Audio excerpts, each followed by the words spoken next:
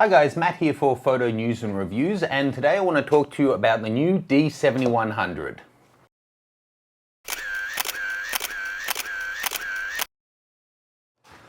Okay, so the 7100 has been released like literally a couple of hours ago. I don't have one here in my hands, but why I think it's worth pointing out to you guys is there's a whole legion of people waiting for this camera, and I think it actually looks pretty fantastic.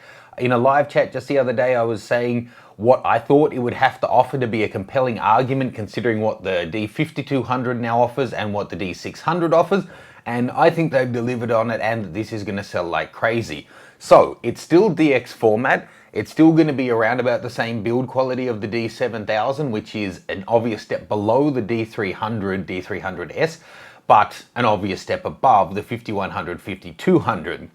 This one is a 24.1 megapixel, so a big whoop, another 24 megapixel DX camera, but this has some high-tech things that really outgun the D600 and all of the other DX cameras that are currently on the market from Canon or Nikon that I think is going to make it really compelling. So it's got a 51-point autofocus system, which is really high for a DX camera, and 15 of those are cross type, which is a really high proportion. And if you're using this for sports, you're going to really love that. They're saying that it's, across the entire frame is where the focus points are. If they mean that and it's really in the corners, that's a huge leap for all DSLRs. Forget about whether they're DX or FX. So I'll be interested to see exactly what the screen is looking like on that one. The other great thing is that this one they're compatible up to f8. Which means, if you're using a lens f8 or faster, then all of the focus points are still going to work. So you're wondering, okay, but whoever uses a lens slower than f8, even variable apertures, if you're using, say, 600mm f4, for example, then you throw on a 2-time teleconverter, f4, 5.68, you're suddenly at f8. So the fact that you're going to be able to use f4 lenses with a 2-time teleconverter and retain all of that is a big thing for some shooters. Another interesting thing, this one offers a new crop image in the same way that full frame cameras offer a crop. This is a crop, it's a 1.5 DX or APS-C size sensor, but you can do a 1.3 time crop on that, which makes it effectively a 2-time crop as compared to a 35mm. So that gives you a nice little extra bit of reach. And it'll do up to 7 frames a second. That's something people really care about because this is essentially a sports camera, a fast frame camera. So excellent. It's coming with the bigger 3.2-inch LCD screen that they're putting out on the cameras now, so that's excellent. And it's a high-res 1.23 million dots. Excellent. What else? It's got, it says that it's extremely accurate in autofocus up to -2 EV, so at ISO 100, so that's pretty excellent. The extra crop that I already mentioned is a great thing. It's using, of course, the latest version of X-Speed processor, the version 3. And interestingly, they've brought out a remote that's compatible that's going to be using radio frequency. So that should give you a whole new range of, a much bigger range is what I'm trying to say. Another fantastic thing, it's got 100% frame coverage. Really nice. Of course, it does full HD video and 60 frames a second interlaced.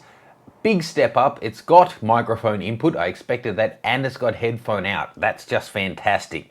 And fingers crossed, I haven't seen it specifically, it will give us the full levels in audio. If it does, then this is a real, this really changes things and makes a DX camera serious contender. Having mic and headphone and level controls, that'd be a big one. It's compatible with the WR1 wireless remote controller that I mentioned. Sorry about that, I ran out of recording time. So other things, its base ISO is 100 to 6400, expandable up to 25,600. It's got, AF detection improvements, yada. Another big thing is this has no optical low pass filter, so it's like the D800E. That said, I haven't had the issues of, moire and false color that people thought might come with something like that, so it seems like it's doing really well. And this has a 2016 pixel RGB sensor, so I think that's the the highest quality one that they've released on anything yet. This also has a magnesium alloy body, and a whole bunch of weather seals on it, which is meant to, really mean that you can take it out into the field, which suggests that it may be a step over and kind of really stepping up to take over the place of the D300S as well. I'll talk about that in a separate video. Something very cool that this one now has is spot white balance. So in live view, you can pick a part of the frame and use it to choose that as the white balance for a custom white balance reading. Instead of having to fill the frame like you used to before, you can do it all in live view. So that's really, really cool. Look, I do think that this is going to be a winner. It's got the stereo mic built in, it's got the headphone out and the microphone input. You've got the option of using a grip. It's the MBD15 on this guy. And it is fast. It's up to 1/8,000th of a second, and it'll sync up to 1/250th, not like the D600 or those ones where they drop the sync speed with it. So that's really great. The new wireless remote, whatever, but it does look the business. It's really interesting that they have put no optical low pass filter on this one. And made it optional on the D800 at an extra price. So this one should be really making use of all of those 24 million pixels. Be really, really interesting to see how it performs. And as soon as I can get my hands on one to test, I will, of course, get one and bring you a full review. Don't hold your breath though, things tend to move a little bit slowly down here in Australia sometimes. Jump over to that nikonguy.com. And I've set up a thread on the community forum so you can discuss the 7100. What do you like about it? What don't you like? But I think at the price point it's coming in at, this is going to be seriously attractive to a whole lot of people. So fire away with any questions or comments. And whilst you're at that nikonguy.com, please sign up to the mailing list. I'll see you soon. More photo news and reviews.